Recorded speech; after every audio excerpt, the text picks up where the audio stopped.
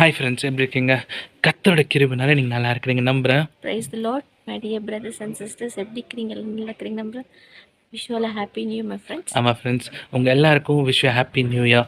God bless you. இந்த நாளில் நம்ம பார்க்க போகிற வசனம் யாத்ராகமம் 4:17 இதோ இந்த கோலை எடுத்து கொண்டு போ, இதனால் நீ அதிசயங்கள் செய்வாய் என்றார். Exodus chapter 4:17 என்ன சொல்லுதுனாக்கா, but take the staff in your hand so you can perform the signs with it. Friends, இந்த வசனம் சொன்னால் நம்ம ஏசப்பா மோசே ஈஜிப்டுக்கு அனுப்பும்போது அவர் வெறும் கையோட அனுப்பல, தன் கோலை கொடுத்து அனுப்பிச்சார். அந்த கோலுக்குள்ள ஒரு வல்லமை இருக்குது. அவர் ஒவ்வொரு நிமிடமும் பாரண்டத்தில் போகும்போது அந்த கோலை வச்சு தான் பயன்படுத்தி ஒரு அநேக மிராக்கள், ஒரு இல்லை ரெண்டுல அநேக மிராக்கள் செஞ்சார்ல ஃப்ரெண்ட்ஸ். ஆமாம் ஃப்ரெண்ட்ஸ், எப்படி ஆண்டவர் மோசேக்கு ஒரு கோலை கொடுத்தாரோ, அந்த கோலை கொண்டு பெரிய அதிசயங்கள் செஞ்சாங்களோ, அதே போல் உங்களுக்கும் எனக்கும் அவனுடைய வார்த்தையை நம்மளுக்கு கொடுத்துருக்கிறாரு.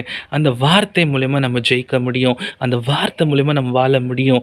இந்த நாளில் கூட, இந்த வருஷத்தின் முதல் நாளில் கூட நாங்கள் 2 பேரும் உங்களுக்கு சொல்ல வந்திருக்கிறோம். அவனுடைய வார்த்தையை பிடிச்சு கொள்ளலாம். எப்படி மோசேக்கு ஆண்டவர் அந்த கோலை கொடுத்தாரோ, அதே போல் உங்களுக்கும் எங்களுக்கும் அவனுடைய வார்த்தை இருக்குது. அந்த வார்த்தையை பிடிச்சு கொண்டு வாழும் போது எல்லாத்துலேயுமே ஜெயிக்கும். பெரிய காரியங்களை ஆண்டருக்காக இந்த வருஷத்தில் செய்ய போகிறோம்.